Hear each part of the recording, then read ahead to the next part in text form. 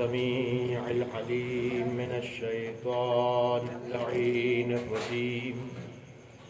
بسم الله الرحمن الرحيم. الحمد لله على ما أنعم وله الشكر على ما ألهم والثناء بما قدم من عموم نعم ابتدأها وسبوغ آلاء أسداها وتمام منن والاها.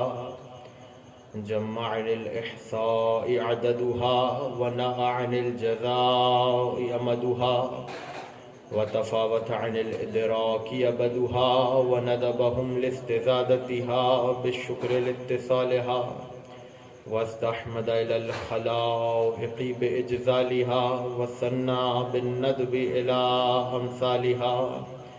ثم الصلاة والسلام والتحية والإكرام على صاحب السكينة والمدفون بالمدينة والمنصور المؤيد الذي سمي في السماوات بأحمد وفي الأرضين بأبي القاسم محمد. اللهم صل على محمد وآل محمد وأهل بيته الطيبين الطاهرين المعصومين المظلومين المنتخبين المنتجبين، سيما حجة الله في أرضه وعين الله في خلقه ونور الله الذي يهتدي به المهتدون ويفرج به عن المؤمنين وغوث المستغيثين والملهوفين.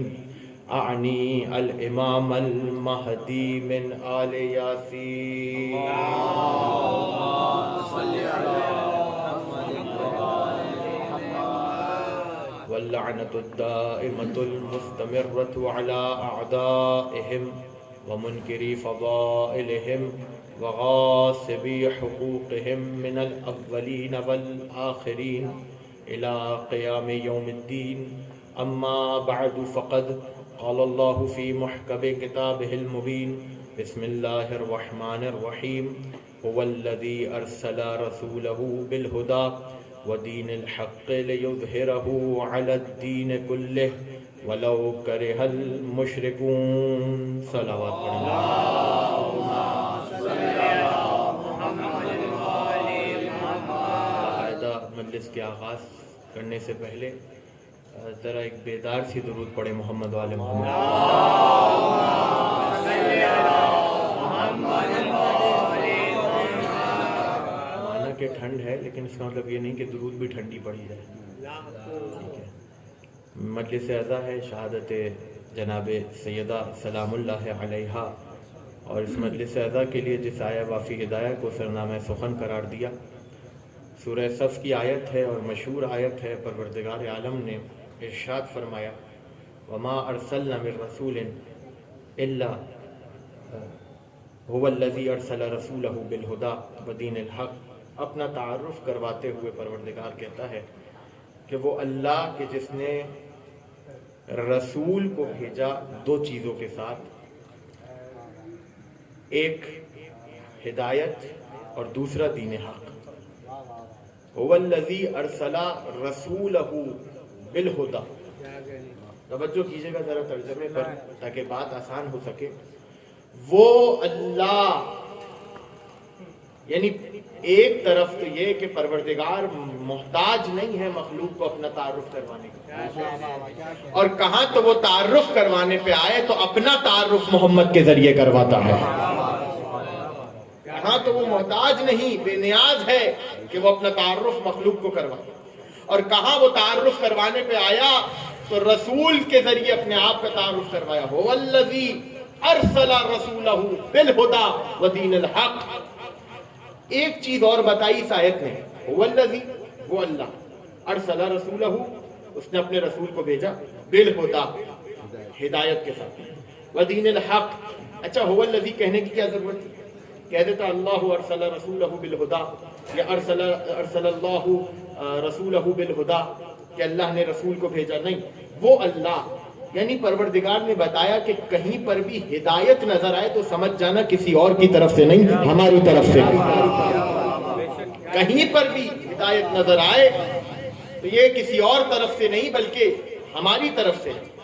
وَدِينِ الْحَقِّ، اور ہم نے رسول کو بھیجا دین حق کے ساتھ، ان دو چیزوں کے، ان دو مستحکم محکم چیزوں کے ساتھ ہم نے اپنے حبیب کو، اپنے رسول کو تمہاری طرف بھیجا۔ کیوں؟ اب معاملہ یہ نہیں ہے کہ تمہارا فائدہ ہو، معاملہ یہ نہیں ہے کہ ہم نے بتایا ہو کہ تمہیں ہدایت کا کیا فائدہ ہے، بلکہ قرآن نے اور جگہ بتایا کہ ہدایت کا انسانوں کو کیا فائدہ ہے، دین حق کا انسانوں کو کیا فائدہ ہے۔ لیکن ابھی میرا موضوع وہ نہیں ہے۔ پروردگار نے ایک روشن کیا ایک چیز کو، هو الذی ارسل رسولہ بالہدی ودین الحق۔ اب دوسرا حصہ اس آیت کا، لیظہرہ علی الدین کلہ، تاکہ اس دین حق کو غالب کر سکے تمام ادیان پر۔ توجہ کیجئے گا، اس دین حق کو غالب کرے تمام ادیان پر۔ اس نے اپنے حبیب کو بھیجا ہدایت کے ساتھ اور دین حق کے ساتھ۔ اچھا، قرآن نے یہ نہیں کہا، اب مجھے نہیں معلوم یہ جملہ کون سمجھے گا کون نہیں، بزرگ بہتر جانتے ہیں، جوانوں سے بچوں سے گفتگو کر رہا ہوں۔ قرآن نے یہ نہیں کہا کہ دین اسلام تمام ادیان پر غالب ہو گیا، بلکہ قرآن نے یہ کہا کہ ہم نے اپنے حبیب کو بھیجا ہدایت اور دین حق کے ساتھ تاکہ یہ دین تمام ادیان پر غالب ہو۔ دیکھیں میں اور آسان کروں، میں چاہتا ہوں یہ کام ہو، ایک یہ جملہ ہے، اور ایک طرف میں کہوں کہ یہ کام ہو گیا، فرق ہے نا دونوں میں۔ ایک طرف میں خبر دے رہا ہوں کہ یہ کام ہو گیا، اور دوسری طرف میں خبر نہیں دے رہا ہوں، میں چاہت کا اظہار کر رہا ہوں، چاہتا ہوں کہ یہ کام ہو۔ اس کا مطلب یہ ہوا کہ دین غالب ہوگا، ہوا نہیں ہے۔ توجہ کیجئے، دین غالب ہوگا، دین غالب ہوا نہیں ہے۔ اس کا ایکو تھوڑا کم کیجئے گا، دین غالب ہوگا۔ کیا مطلب ہے دین غالب ہوگا؟ اتنی محنت رسول نے کی، اتنی مشقت رسول نے کی، اتنی اذیتیں اور اتنے ظلم و ستم رسول نے جھیلے، کبھی طائف کی گلیوں میں ظلم سہا، کبھی اوجڑیاں پھینکی گئیں، کبھی تانے کسے گئے رسول کے اوپر۔ آپ کہہ رہے ہیں جناب دین غالب نہیں ہوا، تو بالکل غالب نہیں ہوا۔ غالب ہونے کا مطلب کیا ہے؟ جب دو لشکروں میں جنگ ہوتی ہے تو جب پہلا لشکر دوسرے لشکر پہ غالب آتا ہے تو وہ جو دوسرا لشکر ہوتا ہے پہلے لشکر میں ضم ہو جاتا ہے۔ اب جو چیزیں اس دوسرے لشکر کے پاس تھی وہ پہلے لشکر کے پاس نظر آئے گی۔ توجہ کیجئے گا بہت۔ اور جو چیزیں صحیح ہوں گی وہ لشکر اپنا لے گا جو غالب ہوگا، اور جو چیزیں غلط ہوں گی ان کو چھوڑ دے گا کیونکہ وہ غالب ہے۔ لہذا اب دو لشکر نظر نہیں آئیں گے، ایک نظر آئے گا کیونکہ وہ غالب ہے۔ تو یاد رکھیے گا، غالب نظر آتا ہے، مغلوب کو دبا دیتا ہے۔ توجہ، غالب نظر آتا ہے اور مغلوب کو چھپا دیتا ہے، دبا دیتا ہے۔ غالب نظر آتا ہے تو جو بھی غالب ہوگا وہ نظر آئے گا۔ اب میں آپ سے سوال کرتا ہوں، دنیا آپ بھی دیکھ رہے ہیں، میں بھی دیکھ رہا ہوں، اور اب یہ بھی نہیں کہ اپنا علاقہ اپنا شہر کی بات ہو رہی ہے، اب تو پوری دنیا آپ کے ایک ٹچ پہ موجود ہے، آپ کے سامنے موجود ہے۔ مجھے بتائیے کتنے ادیان ہیں اس وقت دنیا میں؟ توجہ کیجئے گا بہت، کتنے ادیان ہیں اس دنیا میں؟ دین کہتے ہیں پیروکاری کو، کسی ایک نظریے کو فالو کرنا، کسی ایک نظریے کی اتباع کرنا۔ کتنے دین ہیں اس وقت کائنات میں، اس پوری دنیا میں؟ گننے بھی نہیں جا سکتے، ٹھیک ہے، گننے بیٹھے کوئی ریسرچ کرے تو الگ بات ہے، لیکن ابھی میں آپ سے پوچھوں تو آپ مشکل سے 10 دین کے نام، ادیان کے نام مجھے بتائیں گے۔ مجھے یہ بتائیے اسلام کہاں کہاں پر ہے؟ اب جملہ مجھے نہیں معلوم آپ کیسے سنیں گے، جو کہتے ہیں کہ ہمارے ملک میں اسلام ہے وہاں پہ بھی اسلام نہیں ہے، بڑی معذرت کے ساتھ، اور اس میں غیروں کو نہیں اپنوں کو شامل کر رہا ہوں۔ تو اس کا مطلب یہ ہے کہ اسلام کا پرچار تو ہوا، اسلام تو پھیلا، لیکن کیا وہ اسلام غالب ہوا؟ توجہ کیجئے گا، اسلام غالب ہوا؟ نہیں ہوا۔ دیکھیں یاد رکھیے گا، آج اسلام ہمارے گھروں میں تو موجود ہے لیکن معاشرے میں نہیں ہے۔ معاشرہ اپنی سوچ پر چل رہا ہے، اپنے نظریے پہ چل رہا ہے، اسلام پہ نہیں چل رہا، ورنہ چور کی سزا ہاتھ کاٹنے کی ہے۔ توجہ کیجیے گا، تھوڑا سا بیدار ہو تاکہ میں تمہید کو مکمل کر سکوں۔ چور کی سزا ہاتھ کاٹنے کی ہے۔ اسلام غالب نہیں ہوا ہے، اسلام پھیلا ہے۔ آپ کے میرے بچوں کو اسلام پتہ ہے، اور وہ بھی اس لیے پتہ ہے کیونکہ ہم اپنے بچوں کو کہیں اور نہیں بلکہ فرش اعضاء پہ لا کے بٹھاتے ہیں۔ ہمارا جو یہ اجتماع ہے یہ اسلام کا پرچار ہے۔ لیکن یاد رکھیے گا، میں بہت بڑا علامہ ہو جاؤں، میں بہت بڑا خطیب ہو جاؤں، میں بہت بڑا مولوی ہو جاؤں، یہ نہ سمجھوں کہ اسلام غالب میں کروں گا، یہ میرا کام ہی نہیں ہے۔ ایک شخص آیا چھٹے امام، امام جعفر صادق علیہ الصلوۃ والسلام، اللہم صلی علی محمد۔ امام کے پاس آیا اور اس نے آ کر امام سے پوچھا اس آیت کے بارے میں۔ امام نے فرمایا واللہ ما نزل تعویلہ، خدا کی قسم اس آیت کی تعویل نہیں ہوئی۔ توجہ کیجئے گا، خدا کی قسم اس آیت کی تعویل نہیں ہوئی۔ اس نے پھر آگے سے پوچھا یا اپنا رسول اللہ تو اس آیت کی تعویل کب ہوگی؟ ابھی تک تعویل نہیں ہوئی تو تعویل کب ہوگی؟ امام نے فرمایا حین یقوم القائم انشاءاللہ، جب ہمارا قائم ظہور فرمائے گا تب اس آیت کی تعویل ہوگی، تب اس آیت کی تعویل ہوگی۔ اور پھر اس کے بعد امام نے فرمایا اذا خرج القائم، جب ہمارا قائم خروج کرے گا لم یبق کافر او منافق او مشرک الا کرہا خروجہ۔ بہت اہم جملہ آپ کے حوالے کر رہا ہوں حدیث کا۔ کیا تھی آیت؟ چلیے دوبارہ آیت کی طرف۔ هو الذی ارسل رسولہ بالہدی ودین الحق لیظہرہ علی الدین کلہ ولو کرہ المشرکون۔ پروردگار نے کہا ہم اس دین کو تمام ادیان پر غالب کرنا چاہتے ہیں یا کریں گے، اس ہدایت اور اس دین حق کے ساتھ، ولو کرہ المشرکون، چاہے مشرک برا ہی کیوں نہ مانے۔ تیور دیکھ رہے ہیں کہ چاہے مشرک برا ہی کیوں نہ مانے، یعنی پروردگار بتا رہا ہے ہم اپنے پیغام کو مکمل کر کے رہیں گے، ہم اپنے نور کو مکمل کر کے رہیں گے۔ اگر کافر برا مانتا ہے مانتا رہے، مشرک برا مانتا ہے مانتا رہے۔ اب جملہ آپ کے حوالے کر رہا ہوں، بیدار رہیے گا، اور نوجوانوں کے حوالے کر رہا ہوں۔ جب دین حق اور ہدایت کی بات کرنے سے جب خدا کو مشرک کے برا ماننے کی پرواہ نہیں ہے تو میں کیوں پرواہ کروں کہ کوئی برا مان جائے؟ بھائی اس کی آواز سیٹ کریں، بہت عجیب سی آواز ہے، اگر آواز آ رہی ہے میری اوپر اس کا ایکو کم کریں۔ صلوات پڑھے محمد علیہ۔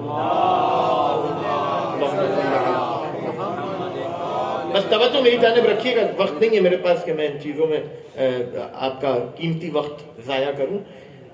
ولو کرہ المشرکون، امام کیا فرما رہے ہیں کہ جب ہمارا قائم خروج کرے گا، اذا خرج القائم لم یبقى کافر او مشرک، کوئی کافر اور مشرک ایسا نہیں ہوگا جو ہمارے قائم کے خروج سے کراہیت کا اظہار نہ کرے، یعنی اسے برا لگے گا۔ ہمارے قائم کا خروج کافر اور مشرک کو برا لگے گا، یعنی امام نے ایک بات اور بتا دی کہ قائم کا خروج برا ہی اسے لگے گا جو کافر ہوگا یا مشرک ہوگا۔ سلامت رہیں، آباد رہیں۔ اسی طرح اپنے اذہان کو بلند رکھیے گا، جلدی جلدی نتائج آپ کے حوالے کرتا ہوا آگے بڑھوں گا۔ وہ کافر یا مشرک ہوگا کہ جس کو امام یہ کہہ رہے ہیں کہ وہ کافر یا مشرک ہوگا جو امام کے خروج کو برا سمجھے گا۔ اور پھر اس کے بعد فرمایا کہ کوئی کافر اور مشرک ایسا نہیں ہوگا کہ جو بت نے پہاڑ پہ جا کے نہ چھپا۔ اگر وہ پہاڑ کے بطن یعنی پہاڑ کے سائے میں بھی جا کر چھپے، پہاڑ کی اونٹ میں بھی جا کر چھپے، تو وہ بچ نہیں سکے گا، کیونکہ وہ پہاڑ امام کو آواز دے کے کہے گا کہ کافر میرے پاس ہے۔ سلامت رہے، آباد رہے۔ اگلا جملہ آپ کے حوالے کر رہا ہوں، بہت آہستہ سے کہہ کے آگے بڑھ جاؤں گا، لیکن دیکھوں گا کہ کون اس جملے پہ میرے ساتھ ہے یا نہیں۔ امام نے پہاڑ ہی کا لفظ کیوں استعمال کیا جانتے ہیں؟ گویا کہ امام بتانا چاہ رہے ہیں ماضی میں تو پہاڑوں پہ جا کے فرار کر لیا تھا، اب اگر فرار کرو گے تو مہدی کی ذوالفقار سے بچ نہیں پاؤ گے۔ اب اس کی کئی علتیں ہیں اور اس کی کئی وجوہات ہیں جو ظاہر ہے کہ موقع اور دستور کے مطابق بیان نہیں ہو سکتی، لیکن بس اتنی سی بات کر کے آگے بڑھوں کہ امام نے بتایا کہ جب ہمارا قائم خروج کرے گا تب دین خدا تمام ادیان پر غالب آئے گا۔ تفصیل میں نہیں جا رہا، بس اشارہ کر دیا، تمہید مکمل کی۔ دین خدا تمام ادیان پر غالب ہوگا۔ کب ہوگا؟ جب ہمارا قائم خروج کرے گا۔ اچھا امام کریں گے کیا؟ بہت توجہ کیجیے گا۔ لیکن ظاہر ہے تمہید میں یہ بات سمجھاتا، لیکن اب اشارہ کرتا ہوا آگے بڑھوں گا کہ امام خروج کریں گے. امام کریں گے کیا جو یہ دین تمام ادیان پر غالب ہو؟ توجہ توجہ توجہ. دین غالب دیکھیں کلی طور پر اگر آپ کسی چیز کو مسلط کرنا چاہیں یا تبلیغ کرنا چاہیں نہیں کر سکتے جب تک اس کی جزیات پر عمل نہ ہو. توجہ توجہ. جب تک اس کی کیا مطلب ہے اس بات کا؟ مطلب یہ کہ میں چلا ہوں معاشرے کی اصلاح کرنے، گھر میں میرے بے نمازی ہے، گھر میں میرے وہ لوگ ہیں کہ جو اہل بیت کے ذکر سے کتراتے، گھر میں میرے وہ لوگ ہیں جن کو اہل بیت کی بات اچھی نہیں لگتی. مثال دے رہا ہوں اور بری مثال اس لیے اپنے اوپر رکھ کے دے رہا ہوں. میں چلا ہوں معاشرے کی اصلاح کرنے کلی طور پہ، جبکہ جزئی طور پر میرے گھر میں اصلاح کی ضرورت ہے. تو کوئی بھی چیز غالب تب ہوگی جب اس کی جزیات کو پہلے مکمل کیا جائے. توجہ توجہ. اسلام کی جزیات ہے. میں نے کل ایک جگہ عرض کیا تھا کہ شرط میں اور شطر میں فرق ہے. شین رے توئیں یہ ہے شرط، اور شین توئیں اور رے یہ ہے شطر. حروف کو آگے پیچھے کیا معنی تبدیل ہو گیا. شطر کہتے ہیں جز کو، پارٹ کو، حصے کو، ایک چھوٹے سے حصے کو کسی بھی چیز کے، اسے کہتے ہیں شطر. کیا کہتے ہیں؟ شطر. اور شرط اسے کہتے ہیں جس چیز کی وجہ سے عمل ہوتا ہے قابل قبول. توجہ کیجیے، میں اس پہ زیادہ رکوں گا. جز پورا ہو سکتا ہے اگر نامکمل ہو، لیکن اگر شرط نامکمل ہو تو تمام اجزاء پورے بھی ہو جائیں تو عمل کا کوئی فائدہ نہیں ہے، کیونکہ شرط مکمل نہیں ہے. اب جملہ آپ کے حوالے کر رہا ہوں. طرفین کی کتابوں کو پڑھنے کے بعد اور حدیثوں کو مطالعہ کرنے کے بعد یہ جملہ آپ کے حوالے کر رہا ہوں. یاد رکھیے گا، علی کی ولایت عبادتوں کا شطر نہیں ہے، شرط ہے. جز پورا نہ ہو تو پورا ہو سکتا ہے، لیکن علی کی ولایت کے بغیر اگر عبادت لے کے جاؤ گے تو منہ پر مار دی جائے گی. نعرہ حیدری، نعرہ صلوات. اللہم صلی علی محمد و علی. بھائی اتنی دیر بعد تو کم سے کم گرم صلوات پڑھنی چاہیے تھی آپ کو.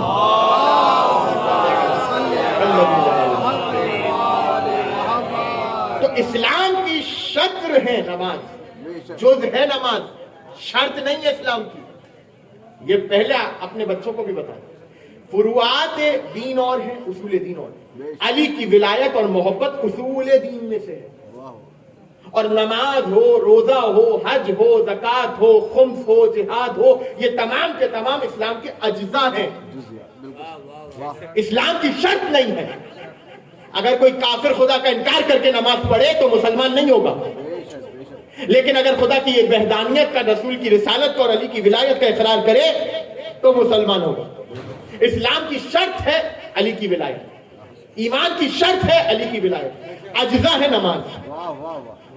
توجہ توجہ. میں پھر تکرار کرتا ہوں جملے کی. اگر جز پورا نہ ہو تو اسے پورا کرنے کا امکان ہوتا ہے. باپ اس دنیا سے چلا گیا، اب بڑے بیٹے کے اوپر واجب ہے چھوٹی ہوئی نمازوں کو پورا کرے. جز نامکمل تھا، پورا ہو سکتا ہے، لیکن اگر مرنے والا علی کی ولایت پر ہی نہ ہو تو اب نمازیں پڑھواتے رہیے، روزے رکھواتے رہیے، لیکن کوئی مائی کلال یہ نہیں کہہ سکتا کہ ہم علی کی ولایت کا کھانا پور کر دیں گے. کوئی نہیں کہہ سکتا. لہذا اس چیز کو سمجھیں. دین غالب کب ہوگا؟ جب کلیات کی بات بعد میں، پہلے جزیات پر عمل ہو. اور جزیات جب اپنی روح کے ساتھ نافذ ہو جائیں تو اسلام غالب ہوگا تمام ادیان پر. رسول نے نماز پڑھوائی، رسول نے روزہ رکھوایا، رسول نے حج کروایا، رسول نے زکوٰۃ دلوائی، رسول نے خمس کا حکم دیا، امر بالمعروف کیا، نہی عن المنکر کیا. یہ تمام چیزیں رسول نے کی. یہ تمام کی تمام چیزیں اسلام کی جزیات ہیں. لیکن اگر یہی جزیات اپنی تمام کی تمام اصل اور تمام کی تمام روحوں کے ساتھ نافذ ہو جائے پوری دنیا پر تو آج دین اسلام کا تصور ہوگا، بلکہ غالب ہوگا دین اسلام تمام ادیان پر. یہ روح اسلام کیسے پتہ چلے گی کہ کہاں ہے؟ مختصر کر رہا ہوں، نتیجہ آپ کے حوالے کریں. یہ روح اسلام کیسے پتہ چلے گی کہ یہ روح اسلام کیا ہے؟ جناب سیدہ فاطمہ الزہرا سلام اللہ علیہا، اللہم صلی علی محمد و آل محمد، بی بی نے اپنے خطبے میں، فجر کے خطبے میں، دیکھیں خاندان فصاحت و بلاغت کی شہزادی ہے فاطمہ. توجہ کیجیے گا بہت دفعہ.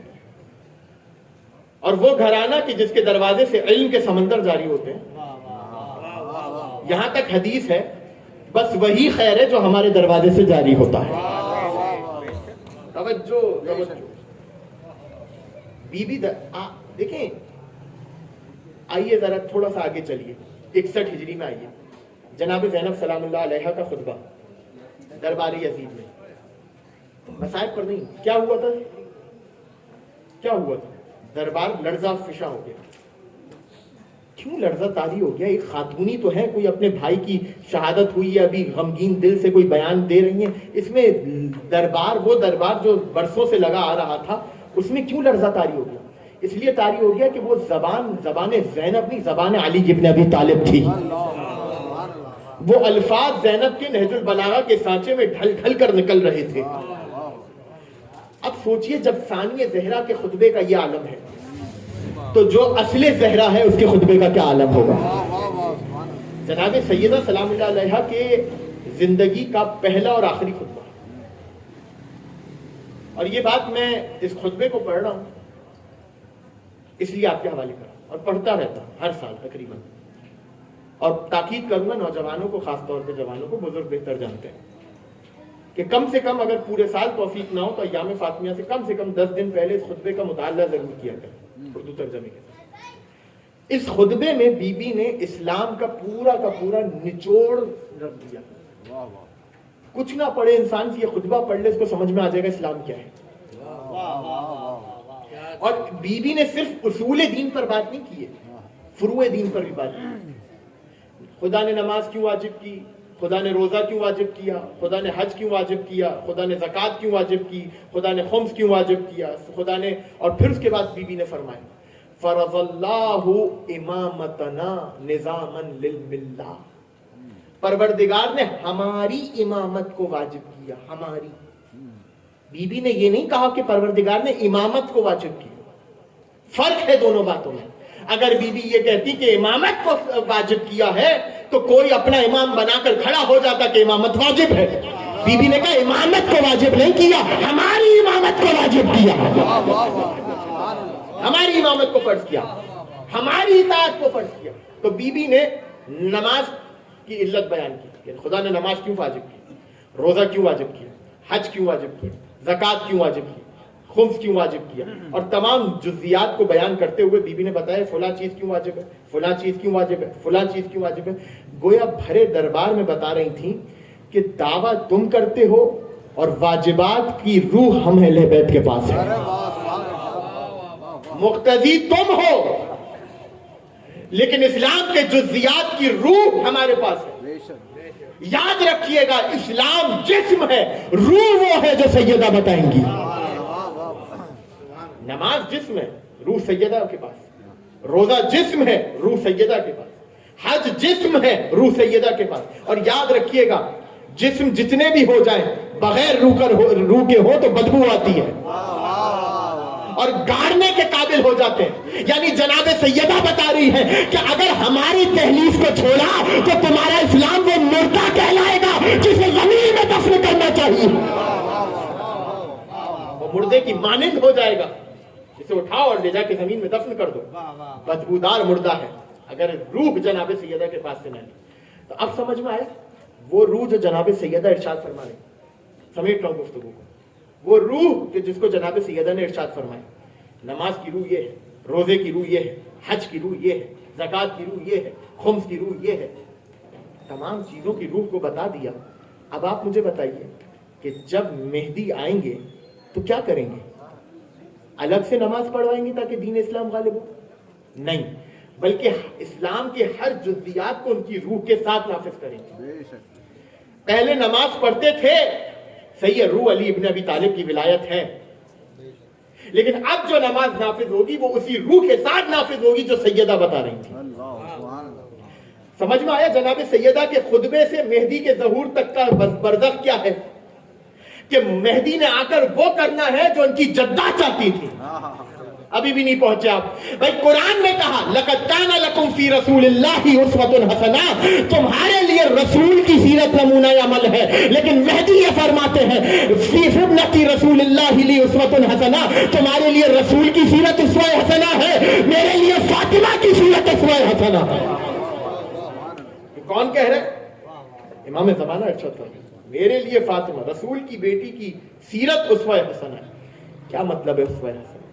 یعنی مہدی آ کر وہ کریں گے جو جناب سیدہ نے بتایا تھا، یا یوں کہوں بچوں کو سمجھانے کے لیے کہ تھیوری جناب سیدہ نے بتائی تھی، پریکٹیکل آ کر مہدی کریں گے۔ سلامت رہیں آپ۔ تھیوری بتائی جناب سیدہ نے، پریکٹیکل آ کر کریں گے امام زمانہ علیہ السلام۔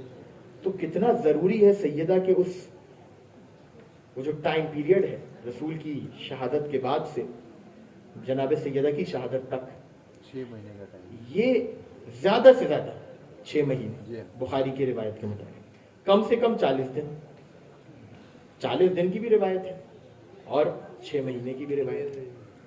ہمارے یہاں معروف 2 شہادتوں کی، زیادہ سے زیادہ آپ 6 مہینے مان لیجئے، ٹھیک ہے کہ 6 مہینے رسول کے بعد زندہ رہی۔ اس 6 مہینے میں جناب سیدہ کی، اب تفصیل کا وقت نہیں ہے ورنہ عرض کرتا کہ اس 6 مہینے میں جناب سیدہ کے اوپر کائنات کی ہدایت کی ذمہ داری تھی۔ اور اگر پھر بھی کسی کو دقیق اس جملے کے اوپر ریسرچ کرنے کا دل چاہے، خطبہ فدق اٹھا کے پڑھے۔ اس طرح بی بی، دیکھیں 2 چیزیں عرض کرتا ہوں آگے بڑھوں، اور یہ منشور ہے میرا اور اس کو ہر جگہ بیان کروں گا کہ باغ فدق نہیں کہا گیا۔ باغ فدق کہنا قصر کرنا ہے اس امر کے بارے میں جس کو واضح کر کے گئے ہیں اہل بیت۔ باغ فدق سے تاثر کیا آتا ہے بچوں کے دماغ میں؟ فوراً یہ پارک جو آپ کی سوسائٹیز میں یا باہر کہیں بنے ہوئے ہوتے ہیں ان کے ذہن میں وہ باغ آ جاتا ہے کہ یہ بھی تو باغ ہے، اسی طرح کا کوئی باغ ہوگا فدق کا۔ نہیں، فدق باغ نہیں تھا، فدق جاگیر تھی۔ بہت اہم جملہ آپ کے مالک، کبھی موقع ہوا تو اس کی تفصیل عرض ہوگی۔ فدق باغ نہیں تھا، فدق جاگیر تھی۔ اور جناب سیدہ یہ جو فدق لینے گئی ہیں دربار میں، مطالبہ کرنے گئی ہیں، اپنا مقدمہ لے کر گئی ہیں، خطبہ اٹھا کے پڑھیے۔ فدق کا ذکر بی بی نے آخر میں کیا ہے۔ پہلے بتایا کہ خدا کیا ہے، پھر بتایا کہ رسول کیا ہے، پھر بتایا کہ عبادتیں کیا ہے، پھر بتایا کہ اسلام کیا ہے، پھر بتایا کہ قرآن کیا ہے، پھر بتایا کہ علی کون ہے۔ اب کوئی کہہ کے دکھائے کہ صرف فدق مانگنے گئی تھی، فدق لینے کے لیے گئی تھی؟ نہیں، فدق سبب بنا تھا بی بی کا دربار جانے کا، ہدف تھا ولایت علی ابن ابی طالب، سبب تھا فدق کہ دربار جا رہی ہیں۔ سبب کیا ہے؟ فدق۔ ہدف اور منزل تھی 18 ذی الحج غدیر کا دن۔ کتنے دن ہوئے ابھی؟ کتنے دن ہوئے؟ 28 صفر کو رسول کی شہادت ہے اور 3 دن گزرے تھے کہ دروازے پہ لوگ آگ لے کر آ گئے۔ یعنی غلط نہیں ہے یہ جملہ کہنا کہ ابھی رسول کا کفن تک میلا نہیں ہوا تھا، ابھی رسول کے کفن پہ مٹی بھی نہیں آئی تھی کہ رسول کی بیٹی در در جا کے یہ سوال کرتی رہی، کیا تم نے رسول کا یہ قول نہیں سنا، من کنت مولاہ فہذا علی مولا؟ اللہ اکبر، اللہ اکبر۔ عزیزوں، روایتیں نہ ہوتی تو مجھ میں پڑھنے کی جرت بھی نہ ہوتی۔ روایت ہے کہ جب گھر سے نکلتی تھیں علی کی ولایت کا مقدمہ لڑنے کے لیے، گھر گھر جا کر دروازے پہ جا کر لوگوں سے پوچھتی تھی، تو عالم جانتے ہیں کیا ہوتا تھا کہ سیدہ کی کمر جھکی ہوتی تھی اور ایک ہاتھ پہلو پر ہوتا تھا۔ اللہ اکبر، کمر جھکی ہوتی تھی بی بی کی اور ایک ہاتھ پہلو پر ہوتا تھا۔ روز رات کو بابا کی قبر پر جا کر گریا کرتی تھیں، اپنے گھر میں گریا کرتی تھیں۔ تو لوگوں نے آ کر علی سے کہا، یا علی اپنی زوجہ سے کہیے کہ رونے کا کوئی ایک وقت مقرر کر لیں.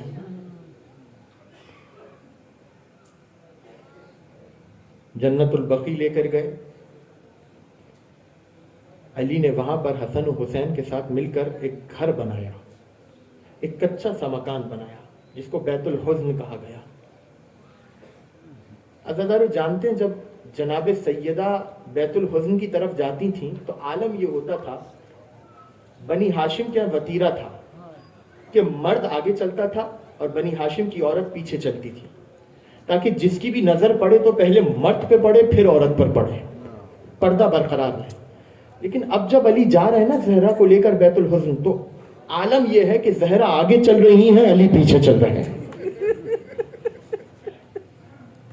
عزیزوں مجھے کہنے کی ضرورت نہیں ہے کہ کس طرح آپ کو ماتم کرنا ہے, کس طرح آپ کو گریہ کرنا ہے, اس لیے کہ میں اس بی بی کے مصائب پڑھ رہا ہوں کہ جس پر ایک نہیں بلکہ ہر حجت چیخ مار کے روئی ہے. اللہ اکبر. عالم یہ ہے کہ سیدہ آگے ہے, علی پیچھے ہے. عزادارو جانتے ہیں اس کی وجہ کیا تھی؟ وجہ یہ نہیں تھی کہ علی کو اصول یاد نہیں تھا, علی کو اصول یاد تھا, اور علی وہ ہے جو اپنے اصولوں پر برقرار ہے. لیکن عزادارو کیا کرے وہ علی کہ جس کی زوجہ اتنی نحیف ہو چکی تھی کہ علی پیچھے چلتے تھے, اس لیے کہ زہرا لڑکھڑا لڑکھڑا کے چلتی تھی. زہرا کو کبھی گرنے نہ دیتے تھے, کبھی حسن کو تھامتی تھی اور کبھی حسین کو تھامتی تھی اور کہتی جاتی تھی یا علی مجھ سے چلا نہیں جا رہا. اجرکم علی اللہ, اجرکم علی صاحب الزمان. مولا آپ کو کوئی غم نہ دے سوائے غم حسین کے. حافظ اپنی آوازوں کو بلند رکھنا. بس آخری جملے کہہ رہا ہوں. عزادار روایت ہے اور بندانی نیشا پوری نے نقل کی, انہوں نے کہا کہ امام حسن علیہ السلام فرماتے ہیں کہ رات کو میں اٹھا تو میں نے دیکھا کہ میری ماں ایک دیوار سے ٹیک لگا کر بیٹھی ہے. عزاداروں ہاتھ جوڑ کر گزارش کر رہا ہوں, وہ لوگ جنہوں نے اپنی ماں کی گود میں مامتا کی گرمی کو محسوس کیا ہے, یہ روایت سنو, زندگی بھر زہرا کے مسائل پہ رونے کے لیے کافی ہے. حسن مجتبیٰ فرماتے ہیں میں رات کو اٹھا, میں نے دیکھا میری ماں ایک دیوار سے ٹیک لگا کر بیٹھی ہے. ارے سونا چاہتی ہے لیکن سو نہیں پاتی. ارے کیسے سوئے سیدہ, ارے کروٹ پر سوتی ہے تو پسلیوں کا تو درد ہے, پشت پر سوتی ہے تو تازیالوں کے نشان ہے. ارے سیدہ سے سویا نہیں. اجرکم علی اللہ, اجرکم علی صاحب الزمان. بس عزیزو ختم ہو گئی گفتگو. آخری جملے سن لو, آخری جملے.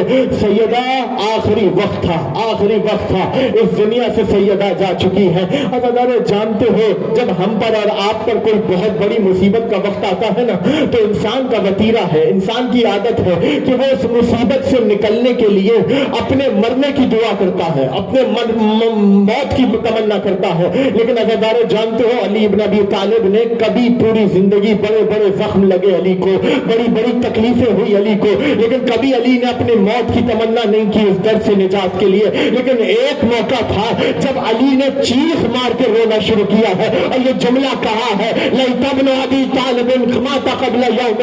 عزادارو یہ موقع جانتے ہیں کون سا تھا؟ یہ موقع وہ تھا جب علی نے اپنے سامنے سیدہ کو تماچا لگتے ہوئے دیکھا ہے, جب پسلیاں ٹوٹنے کی آواز علی کے کانوں میں آئی ہے, جب محسن کی شہادت کی ندا بلند ہوئی ہے, تو علی کہنے پر مجبور ہو گئے کاش یہ دن دیکھنے سے پہلے ابو طالب کا بیٹا مر گیا ہوتا. اللہ اکبر. اجرکم علی اللہ, اجرکم علی صاحب الزمان. کاش یہ دن دیکھنے سے پہلے ابو طالب کا بیٹا مر گیا ہوتا.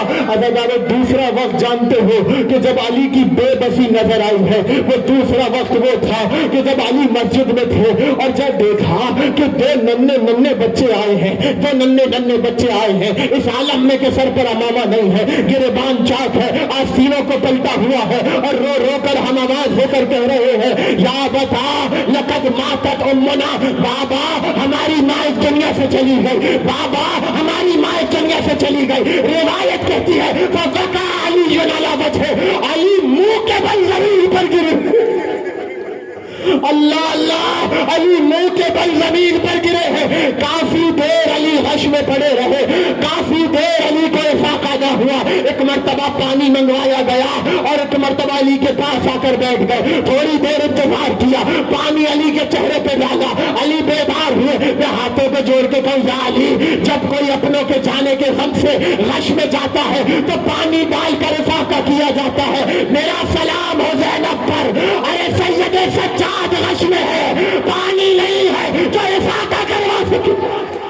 اللہ اکبر اللہ اکبر۔ مولا آپ کو کوئی غم نہ دے سوائے غم حسین کے، سوائے غم اہل بیت کے۔ بس آخری جملہ علی کی بے بسی کا آخری جملہ۔ تیسرا موقع وہ تھا جب علی کی بے بسی نظر آئی ہے، دوڑتے ہوئے گھر آئے ہیں نا عزادارو، تو کیا دیکھا؟ میں جملہ آپ کے حوالے کر رہا ہوں، اگر سمجھ میں آ جائے تو چیخ مار کے سیدہ کا پرسہ دے دینا۔ ایک مرتبہ جیسے ہی گھر میں آئے تو کیا دیکھا؟